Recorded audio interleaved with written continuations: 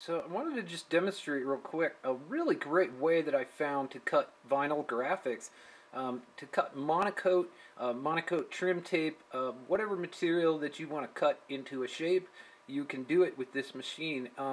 And now this is similar to the Cricut machine that you may have seen, but it's better in many ways, and I'll show you why.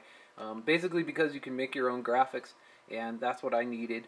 So this is a really great way. I've already done a couple of things with it, and it really works nicely. I really like the look of my racer airplane where I put my blog logo on there, and it looks really nice. And I think it'll stay stuck, so that's great too. Sorry about the wavy lines, but I wanted to demonstrate the software a little bit here, and I didn't want to get out my screen grabber and everything and do voiceovers and all that. Anyway, so this is the pattern that I'm gonna cut, and it's very simple pattern, just some flowers and the Flower Power logo there, and I'm gonna actually do a test cut, and then if I like it, I'm gonna cut some more flowers than this. But as you can see, I set up the monocoat trim tape. It's 5 inches wide, and so I set it up in where I want it on the cutting mat and everything. And so that was very easy, just with the page settings. And how did I do the flowers and the logo was I basically just went and got images from the internet. So it's really easy to do. All you do is you basically get like a JPEG. This was like a JPEG of the it's like a flower shop logo or something. And I downloaded that from the internet, and then I imported it, opened it into the program, and then you open this, okay, trace, and then you highlight the trace stuff that you want to trace. Okay, very simple. There's some settings here that you can adjust until you like, however it's working. So I like to basically put the threshold up as high as I can, and without having it get fuzzy like that. So we'll back this off a little bit until it gets sharp again. Okay. So once you get the settings how you like them, it's simple. You just click trace and move your image out of the way, and you can see the cut. That is what the machine will cut, and then you can scale this and stretch it around however you want to make it work.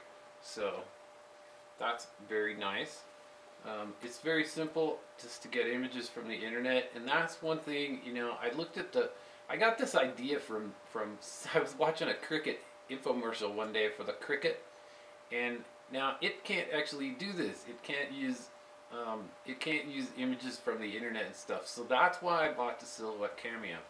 Now, I thought that I was going to have to upgrade the software in order to do this kind of thing, but I did not have to do that. The stock software actually worked just fine. Now, if I wanted to do some more heavy-duty modifications to this cut, then I would probably want the designer edition of the software, and it's only $49, so I think that's not a bad deal. So I'll probably download that eventually. But this worked great, and it got me what I needed, and so I transferred that over to this other project, and that's where I'm going to be able to cut these on the size of paper and everything that I want. So, and that is very simple to do. All you do is open the cut settings, and I had to experiment a little bit to find the settings for monocoat trim tape, but I think it's working pretty good with the blade set on 2 and the thickness set on 12. And I don't know the relationship between these. I know that the blade setting is, how deep the blade cuts and stuff, but this also says thickness here, so I don't know how these relate to each other. But this combination seems to work. And then speed 6 seems to be fast enough that, it works okay. If the machine's having trouble cutting stuff, you can slow it down. So that's kind of handy. That you have a lot of control over how it works. So, if I wanted to cut all the way through the monocoat trim tape and the backing, I could probably make the machine do that, because it can cut cardstock and things like that. So once you have that all set up, all you do is click cut, and it's that simple. The machine just goes and it cuts.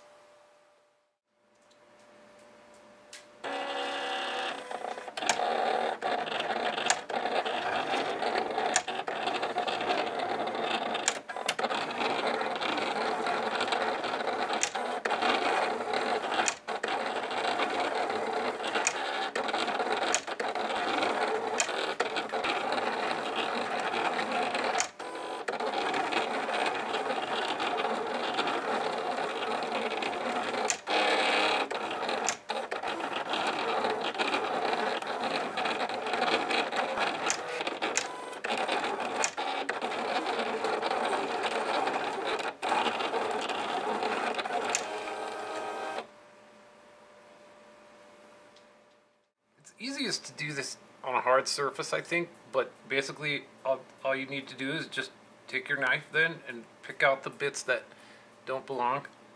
And I find it easier to make some cuts along the side so that you can get big chunks and you don't have to pull this huge big piece all at once. So start at the edge of your letters, you know, and make some little cuts like that, and go on to the other side, make a little cut like that, and then you can just take off this chunk on the end by itself.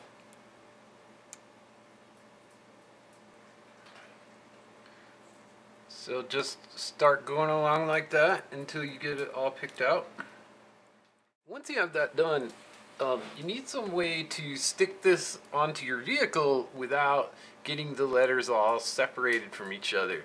And this is an obvious trick, but I gotta admit, the first time I did this kind of thing, decals that were separate like this, I didn't quite understand this. But take some painter's tape, just get a piece of painter's tape, and I'm using frog tape, but you should probably use blue painter's tape. Frog tape is a little bit too sticky, but just take that tape and you just tape over the top of this and try to get it even. So what I like to do is kind of start in the middle and go out over the letters, okay? And the idea is to get the letters well stuck to the tape.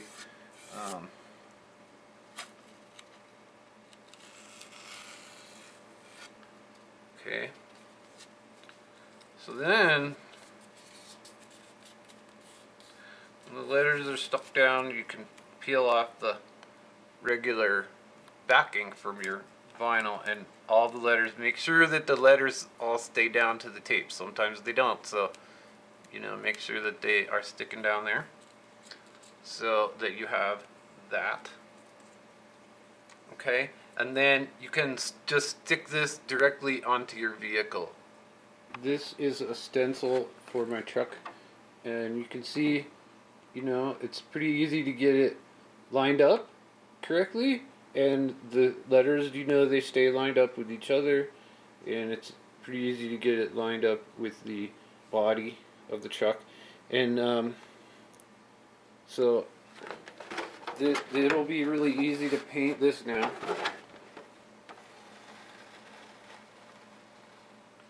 Be careful when you pull your painter's tape off. So be careful when you pull your painter's tape off. I like to make it, I like to pull it off this way so that you don't accidentally pull up your letters. But now, if this was an airplane or something, I could just leave this like this permanently and it would be fine. This is a truck, so I'm going to paint the inside of the truck and then, you know, pull the letters out and paint the color inside them. Wow, look at that. You know, that is what you can do with a glass helipad and a lamp from IKEA. Now, if I could just land something up there.